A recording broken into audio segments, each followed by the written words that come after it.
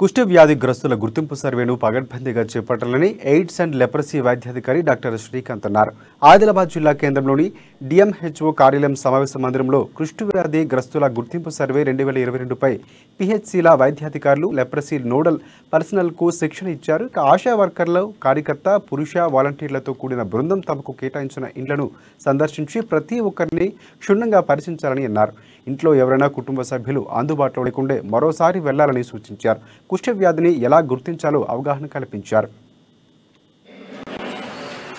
అయితే 18-19 సంవత్సరాలలో మనం 14 రోజుల పాటు క్యాంపెయిన్ మోడ్లో వైసీ శ్రీనివాస్ గారిని వేదికకి రావాల్సిందిగా విజ్ఞప్తి చేస్తున్నాం.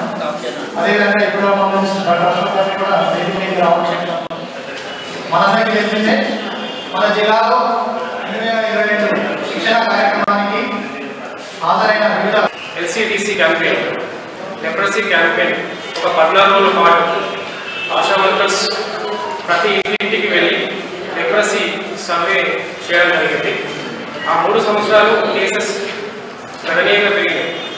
దాని తర్వాత ఈ ప్రోగ్రామ్ టెంపరీగా ఆపేసి జనరల్గా సర్వే లాగా పెట్టారు.